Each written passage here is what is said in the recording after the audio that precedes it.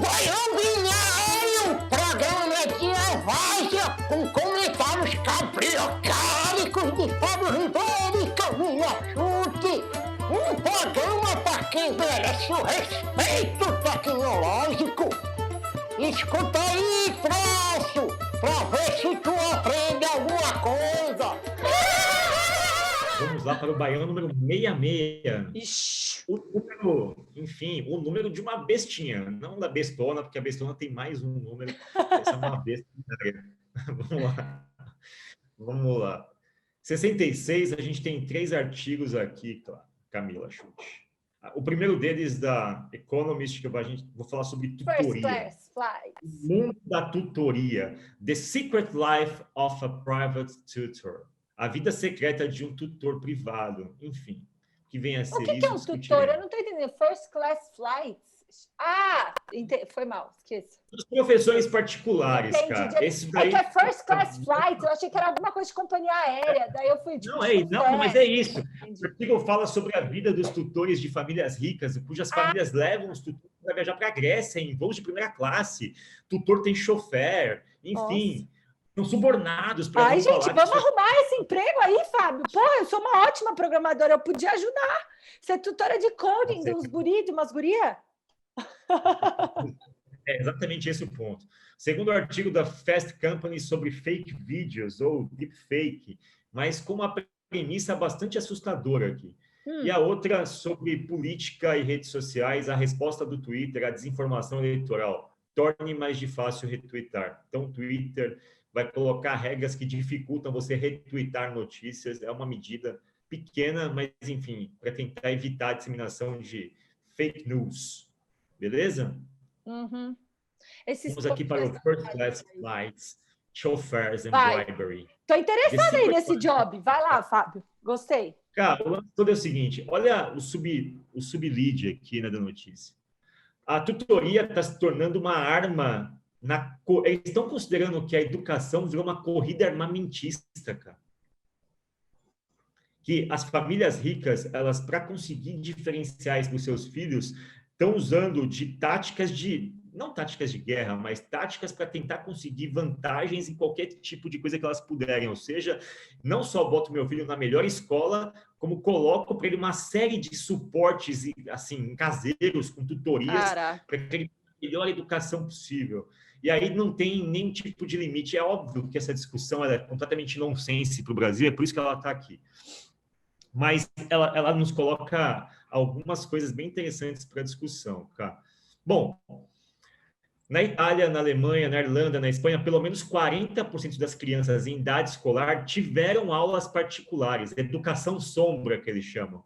40% é muita coisa, cara. Na Grécia, chega a 90%. Mas aqui no Brasil tem bastante. O que eles enquadram como aula particular? Complementos de assim, mas aula particular. A minha irmã deu muita aula particular. Eu dei muita aula particular para amigos. Não, mas tudo bem. Tipo, tutoring tá? é você ter um professor que dá aula para você, tipo um reforço escolar. Tutoring é como se fosse a tradução para isso, seria aulas particulares mesmo. Mas pode ser um reforço escolar, tipo, o guri escreve mal. Não só reforço escolar, mas pode ser algo que a sua escola não dê, por exemplo. Entendi. Aqui tem casos de, enfim, tutorias um pouco... Empresas de tutoria que fazem visitas monitoradas a museus, levando crianças para falar sobre arte num determinado recorte, por exemplo. Aquilo não deve estar na grade curricular. Então, tem sim reforço, mas tem aulas que não existem na escola, que são justamente aqueles gatilhos que vão dar para essas crianças diferenciais competitivos no mercado. Ou seja, o meu filho, a minha filha é formado numa escola de ponta e também tem toda essa bagagem aqui que eu paguei por fora, sabe? Que louco. É isso. Então, isso pode ser... 10 mil dólares, Fábio. 10 mil dólares por semestre para ajudar os filhos. Aqui, tá vendo aqui, ó, para algumas pessoas, a tutoria ad hoc, ou seja, sempre existiu em escala pequena e curta duração. Isso. Na Grã-Bretanha, isso, na verdade, se impôs como uma tradição já. Só que, assim, os pais contratam os tutores e alguns são extremamente precisos, tipo, olha, a gente quer 3 horas na estrutura das frases. Ou seja, bota meu filho aqui e esse ponto... Falando. nesse tópico específico, ou seja, sei lá, trigonometria, eu quero que ele saiba aqui nesse nível de densidade. Alguns outros pais falam o seguinte: olha, eu quero que a escola seja menos estressante para as minhas filhas, para os meus filhos. Então, o tutor tem que montar ali uma dinâmica de aula. Para quem assistiu o filme O Parasita, tinha uma família rica da Coreia do Sul que tinha tutoria de artes para o filho e de inglês para a filha, né? Lembra disso? É isso aí. O filme Parasita, a tutoria, então é um pouco além da escola, porque aqui no Brasil é muito comum, Fá, principalmente para a gurizada que não vai muito bem da escola, dar aula particular, inclusive os filhos mais. Por exemplo, eu dei no colégio aula particular de matemática, física para a gurizadinha mais jovem, era comum esse troca-troca. Só que era tipo 10 não. Eu lembro que a minha hora era R$15. O pai ia lá feliz da vida. 3 horas para fazer a tarefa com o guri, saía lá com os meus, acho que era R$45. Eu saía achando que eu era a pessoa mais rica do planeta Terra. Mas o lance aqui, cara, é que 40% ele é muito desproporcional. Muito. Isso que você está falando deve estar em 5% das famílias aqui. Não é tão... Total. Mas, enfim, qual é o lance? O que se discute? O artigo ele é bem longo, tá?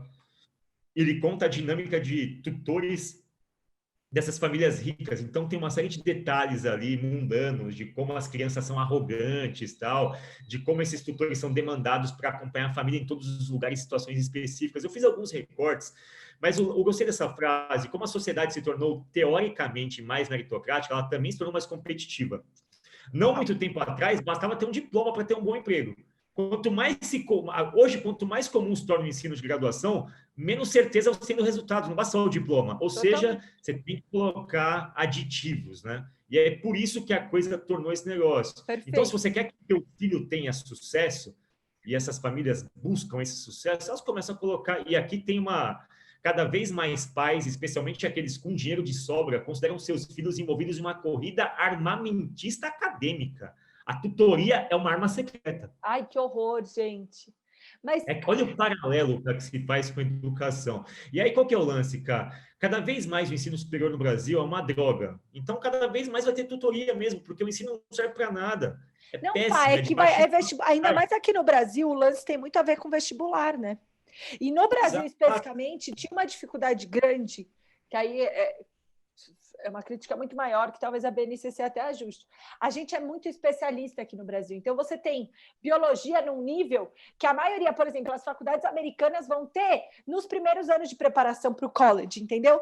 Aqui no Brasil, a gente tem português, matemática, física, química num nível muito alto, assim, tipo, redação, todo mundo faz redação, independente da sua escolha. No Brasil, cara, no Brasil você tem um cursinho... Escola particular, né? Eu estou falando de uma realidade particular. E aí você começa a deixar aquilo muito difícil, né? Tipo, porra, por que eu preciso saber de monófitas, mamíferos?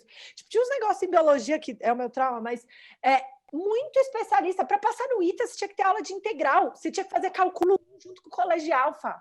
Eu tive aula de integral no colégio porque eu declarei que eu queria fazer ITA. Tipo, em que momento isso é normal, Fá? Mas o lance é que as escolas, assim, vamos lá. Você sai do ensino médio de baixa qualidade, para você passar na faculdade, você tem que fazer cursinho. Aí você faz uma faculdade cada vez mais, enfim, questionável do ponto de vista de qualidade, e sai da faculdade, tem que fazer aula particular. Pô, é como se a rede de ensino que exista, ela fosse o seguinte, ela fosse se fragilizando, porque tem gente que está compensando mesmo, só que as pessoas precisam dos diplomas, elas precisam dos degraus, né, dos gatilhos.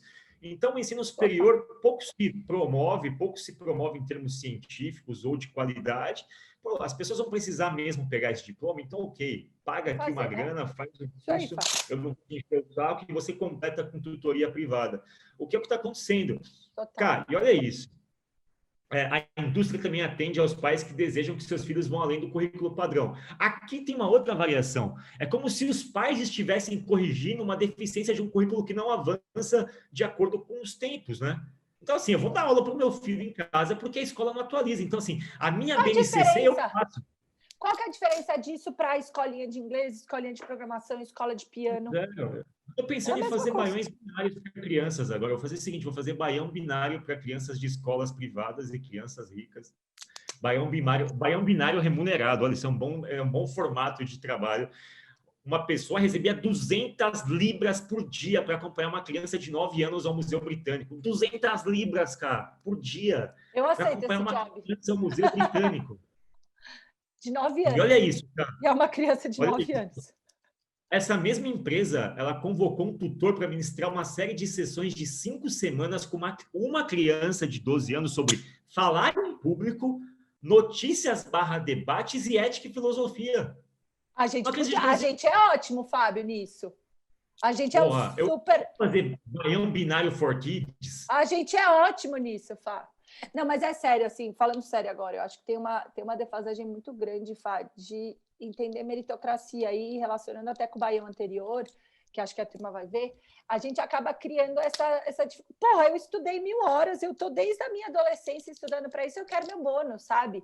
Tipo, qual é o nível de consciência social que uma pessoa, que uma criança dessa adquire tendo acesso a tudo isso, sabe? Eu acho difícil. Mas olha isso, cara, olha o desbalanceamento de longo prazo. Olha essa pessoa que está como tutor. Comecei a dar aula particular 3 anos atrás. Eu tinha acabado de formar na universidade e precisava de um alvoroço lateral para seguir uma carreira em jornalismo enquanto morasse em Londres. Idealmente com horários flexíveis, excelente pagamento e oportunidade de viajar. E ele falou, escolhi isso aqui. Eu ganho em média 30 a 60 libras por hora, ou seja, pode chegar a 250 libras por super tutores. Isso é 5 ou 6 vezes mais do que essa pessoa ganharia para trabalhar no emprego de entrada. O que acontece? As pessoas começam a ir para isso. Não, que trabalhar numa escola, Fá. Para você ser professor de vários, sofrendo pra caralho. Então é isso. Essa é a vida secreta dos super tutores. Esse é o tipo de encadeamento do ensino superior, das vantagens competitivas que as famílias ricas passam a ter ao poder pagar por isso. Elas também começam a corrigir defasagens, de certa forma, colaterais das grades curriculares e começam a ter, enfim, vantagens em relação às crianças que vão para as escolas tradicionais. É isso. E não, e muito First class estilo em Hong Kong, né? bribery. Chocante. Se você ler a história, é meio, enfim, é meio ultrajante. Mas vamos lá, vamos para o próximo artigo do Baião Binário de hoje, que é Fake Video Threatens to Rewrite History. Quais são as ameaças que a deepfake, os vídeos falsos, colocam na história? Esse é um artigo muito, muito interessante da Fast Company. Qual que é o ponto central dele? À medida que essas tecnologias de deepfakes elas se reformulam e avançam, existe uma preocupação agora que eu não tinha me atido assim. E a preocupação é essa aqui. Imagina que o ano é 2030, aí você carrega o teu Facebook e aparece um vídeo que você aparece bêbado, perturbado, falando, enfim, coisas racistas. Vídeo seu. Aí você rola a página para baixo, tem um vídeo de uma entrevista do Neil Armstrong e do Buzz Aldrin, da década de 70, onde eles dizem, não, a gente nunca chegou à Lua. A gente abortou. Por que estão falando isso? Porque as técnicas vão permitir que a gente edite vídeos históricos, mudando as caras das pessoas, mudando vozes e dando aquilo para eles. Só que, tá vendo? O homem nunca chegou à Lua. Tem um vídeo aqui que mostra que ele nunca chegou à Lua. Ou reescrevendo trechos históricos com essa perspectiva de enganar as pessoas sobre o que aconteceu de fato na história. Então, qual que é a ameaça que se impõe aqui em relação ao uso dessas ferramentas? Existe uma preocupação latente de que as pessoas possam dar usos completamente, enfim, vis a reescrever a história para pessoas no futuro acreditarem em versões alternativas do que aconteceu. Isso é a coisa mais maluca. É a gente começar a modificar. Mais abaixo você vê um vídeo de um policial com um joelho no pescoço do George Floyd, só que nessa versão o policial levanta e o George Floyd se levanta ileso, porque você consegue reproduzir tanto a expressão do policial quanto a do George Floyd. Em quem você vai acreditar? Que doideira. Essa é a discussão hoje, assim. Tem uma discussão muito, muito pesada de falar, no futuro, como é que os historiadores vão autenticar a mídia digital? Total, Fá. Total. Como é que eles vão fazer isso? E isso, cara, isso é assustador. Hoje, grande parte do contexto histórico da nossa história digital, ela é sustentada por arquivistas voluntários. Tipo, tem coisas que a gente só sabe da história da internet por esse site aqui, o Wayback Machine, do Internet Archive. Porque sem ele, a gente não teria acesso nenhum. Os sites, é mesmo. Cara, o que você acha sobre isso? Assim, isso aqui eu li de uma forma muito descomprometida. Assim, eu também, nunca tinha parado para pensar nisso, Fá. Cara, é assustador isso. É assustador. Sabe o que eu penso? Vai lá. Não, as soluções potenciais que eles colocam aqui, eles colocam várias soluções potenciais, mas, enfim, usando blockchain e tal, ou seja, colocando mecanismos de autenticação de data e hora nas coisas. Uma coisa que colocaram aqui interessante é, até a parte dos comentários é importante, porque o comentário tem registro histórico do que aconteceu. Só que acontece, sites eles são descontinuados, sessões de comentários são apagadas, blogs param de existir e ninguém registra isso. Então, aqui, olha o tipo de solução que eles estão colocando. Tem 7 soluções, a 7ª eu achei a mais maluca, assim. A construção de uma arca criptográfica. Não, por favor, não.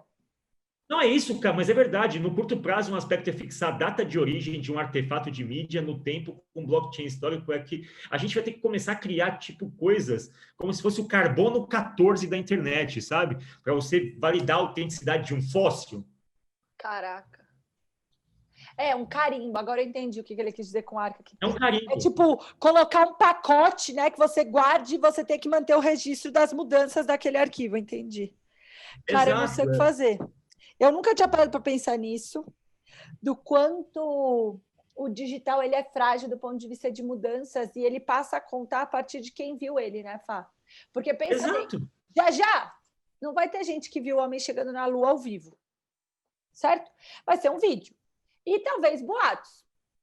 Então, já, sei lá, o homem foi para a Lua em 62, 60 e poucos, não foi? 69. Quanto? 69. 69. Já vai morrer muita gente que já não estava mais vivo, já não tinha mais clareza, né, do que era aquilo. Em 2100, Fábio, o homem foi para a Lua, uma história. Se eu tiver um arquivo provando o contrário, quem é que vai contar que não? Você vai ter um vídeo dos astronautas dizendo a gente redige Barça ainda? Não tem mais Barça, ninguém mais redige Barça, né? Depois do Google. Mas isso aqui é muito louco. Você concorda que isso aqui é muito preocupante? Muito. Não, é porque antes você estava escrito lá na Barça. Eu fui a última geração a ter que usar Barça. Nos meus A Barça pode ter sido manipulada, né? A Barça também foi manipulada. Fá, mas você tinha edições, tinham várias Barças. Mas as pessoas que escreviam eram testemunhas oculares da história. Claro. Gente sabe exatamente o que ela viu. Questionam, assim, todo mundo. A história que a gente sabe hoje, ela foi carregada por várias pessoas que foram contando. Mas ela não podia. Ela também era mudada. Ela também era mudada, é verdade, Fá. A questão é que o digital ele permite você manipular coisas e dar uma sensação, tá vendo? Ele disse que não foi. Porque a tecnologia de deepfake ela tá tão avançada que ela torna indistinguível para o olho humano e para técnicos especialistas nisso que isso é uma manipulação ou não. Olha que maluquice, porque a gente fala, o futuro vai ter um monte de emprego que não vai existir. Cara, vai ter empregos de pessoas especializadas em manter a história intacta. Tipo, esses arqueólogos digitais. Biblioteconomia digital. Arqueólogos digitais. Isso não é fascinante? Você sabia que tem um negócio que talvez dê para a gente se inspirar?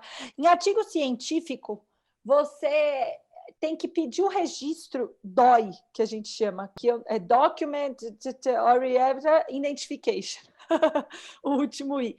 Que você tem que submeter uma cópia, os caras guardam essa cópia do seu artigo e aquilo passa a ser tipo um bit.ly que nunca vai mudar, Fá, que é um número, é tipo doi.org/ e um número gigante, tipo um RG do seu artigo científico. Talvez a gente tenha que começar a fazer isso com mídia, como na arca criptográfica, entendeu? Tipo, cara, aquilo é um arquivo que eu tenho que confiar, né? Todo mundo remunera o DOI para que ele consiga manter esses repositórios. Talvez a gente tenha que fazer isso. Exato. É isso. Se tem Mas já estamos fazendo isso? A conclusão do artigo é que já estamos fazendo isso ou não? Porque estou um pouco tempo. Não, a preocupação do artigo é que existe uma linha de historiadores preocupados com isso por conta da fragilidade que os arquivos... Porque, assim, primeiro porque muitas coisas que a gente armazena de informação também desaparecem sem qualquer tipo de controle.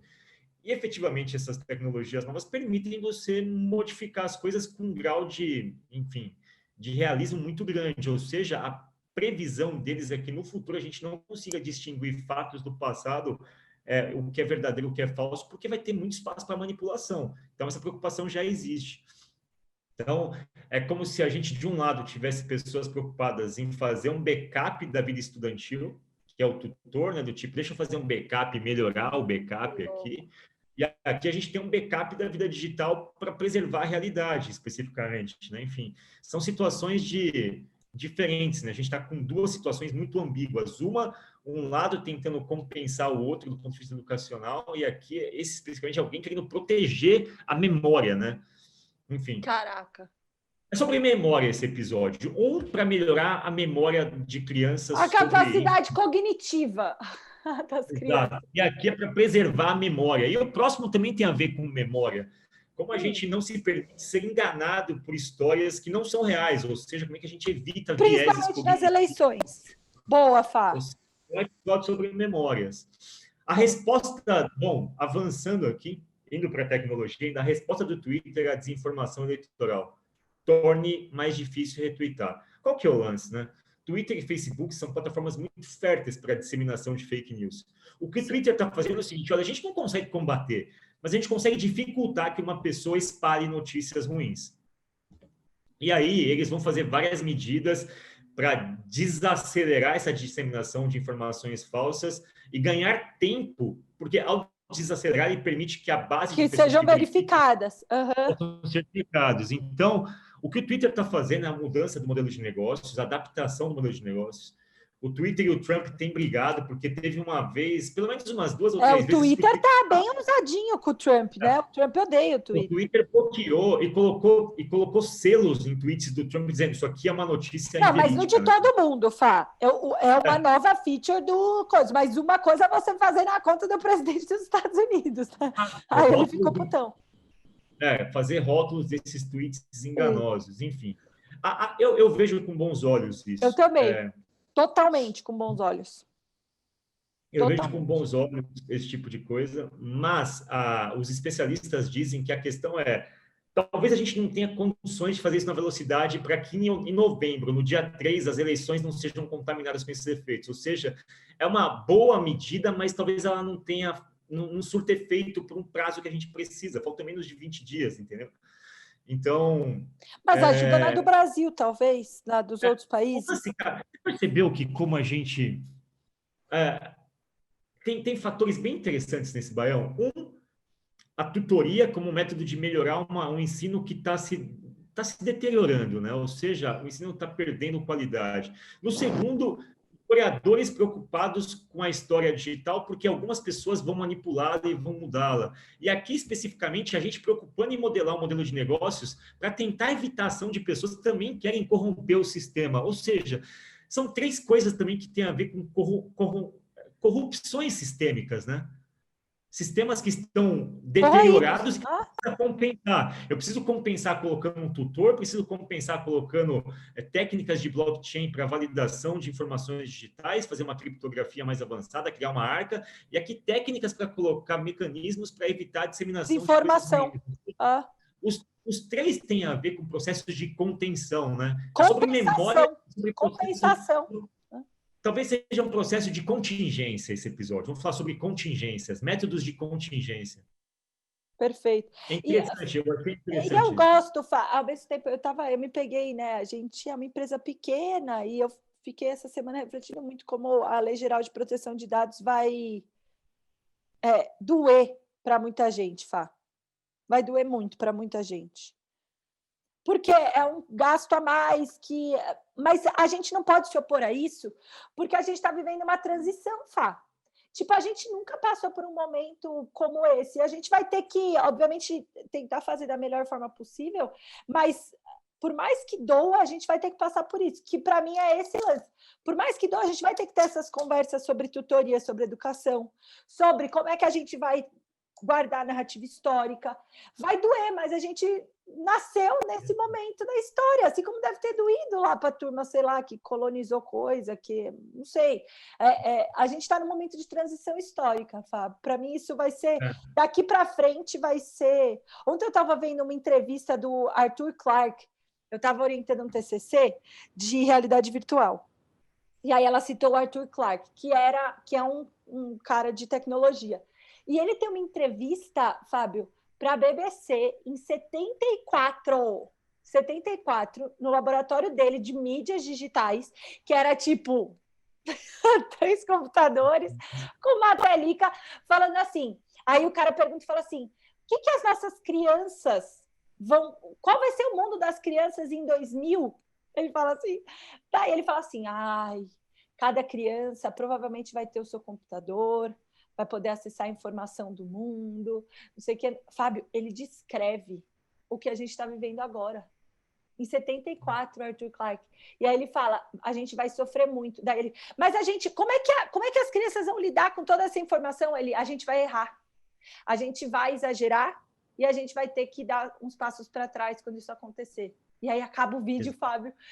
Para mim é isso, assim, talvez as pessoas que estejam vivendo mais de perto já tenham essa clareza, mas a gente vai ter que viver e abraçar esse mundo de transição. Boa. Vai ser louco. Só para falar uma coisa aqui, por exemplo, o Twitter, uma das manifestações do Trump, demorou muito tempo para colocar um rótulo dentro daquele tweet, ou seja, não é fácil, cara.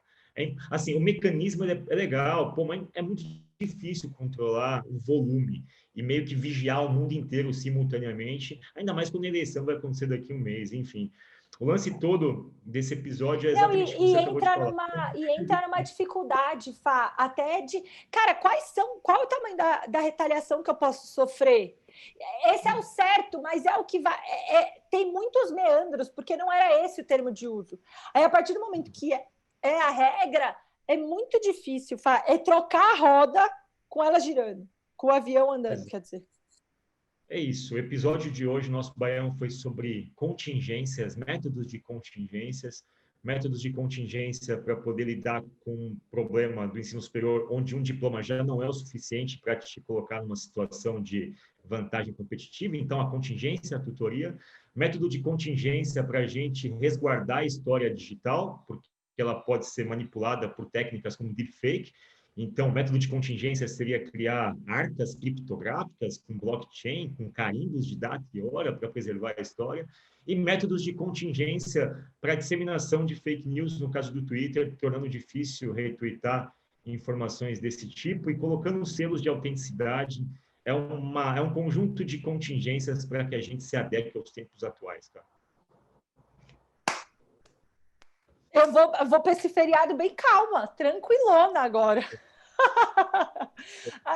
Vai dar certo, com certeza.